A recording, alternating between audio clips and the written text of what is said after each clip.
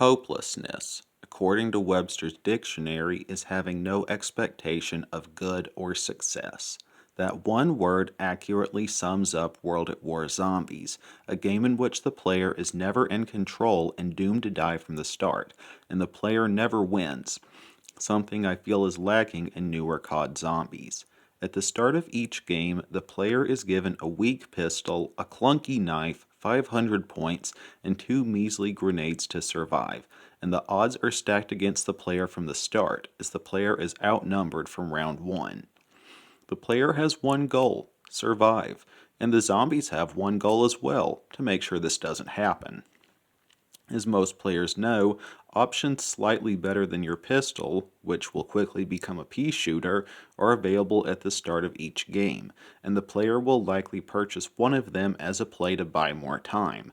But these rifles as well quickly deteriorate to Nerf blasters as the rounds progress.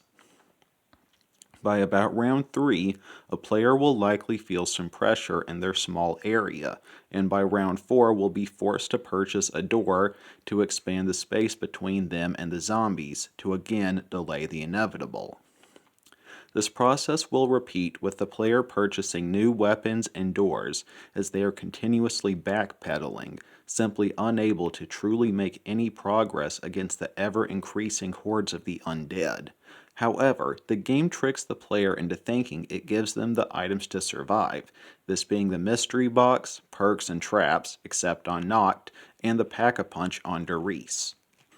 These items make the player think they have some form of control, but are truly sick jokes to the game.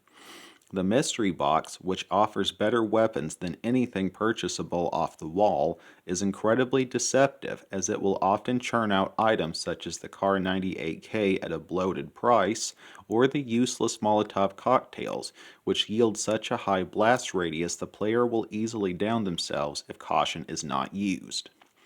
And even if the box chooses to be generous after exploiting the player for their hard-earned cash, its treats can be poison in disguise, as two of the most powerful weapons it can offer, the ray gun and the Wonder Waff, will often lead to an untimely demise at the player's own hands, be it splash damage from the ray gun, losing your Juggernog on Doris by the Waff, or accidentally zapping yourself on Shino Numa, leaving the player vulnerable while disoriented.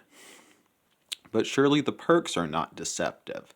This depends. On single player, Quick Revive offers nothing, but will happily suck up your points anyways. Double Tap, if the player misses their shots, will cause a waste of precious ammunition. Thus, the player must be very accurate or avoid purchasing this beverage. While the remaining 2 perks by themselves have no downside that I am aware of, the drinks themselves do, as the player is vulnerable while consuming them. Thus, a player must accurately time their purchase of these consumables or face the consequences. Okay, but surely the Pack-a-Punch offers no deceit. In its own way, yes. In addition to having an inconvenient location on Doris, the player must time their trips when they choose to upgrade their weapon, as they are briefly left vulnerable during the process.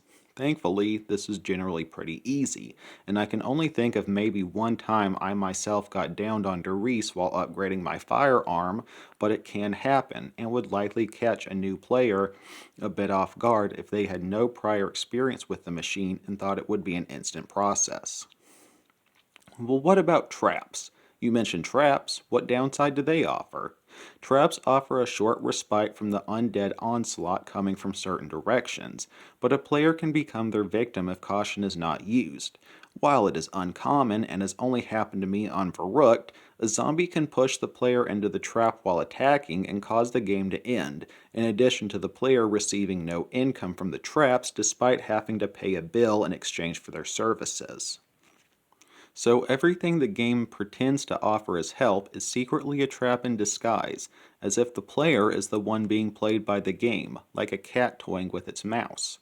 For every action, there is a equal and opposite reaction. Let's not deny it, if not on World at War specifically, all of us have been downed by these tricks at least once, be it caught in your own trap or windmilled by a runner before you can finish your jug. It happens.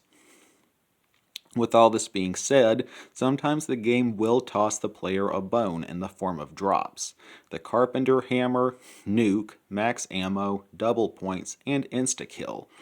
But a player must sometimes weigh the risk of grabbing a drop. If they're conveniently placed, say from a zombie killed at point blank range, the player will usually not hesitate to pick them up. But if a max ammo is dropped in the midst of a horde, a player must decide if risking the entire game is worth refilling their almost empty gun. And even the drops can have downsides, as the nuke only offers 400 points. This seldom matters on high rounds, as players usually have a hefty bank account by that point, but early on they can be disappointing, as a player knows they must sometimes pass on this gift to kill the zombies themselves to earn a higher payday.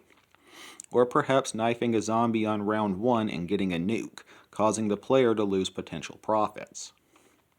Something similar could be said of the Carpenter Hammer, offering only 200 points to board all windows versus the player being able to earn more by doing the labor manually. But again, this seldom matters on higher rounds.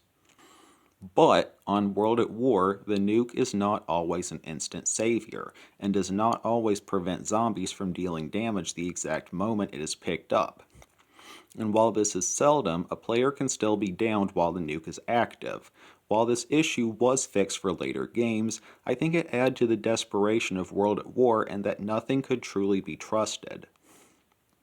While most of these items listed above are only minute dangers, when combined together they cause the player to realize that the game is deceptive and was rigged from the start, as the game itself wants the player to fail, and no matter how good a player is, the game always wins.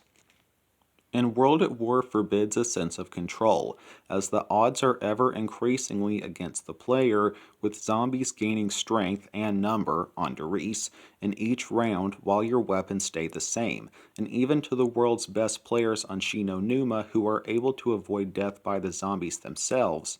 The game, unmodded at least, forces the player to lose due to RAM maxing out. Plainly put, the game is hopeless and unbeatable.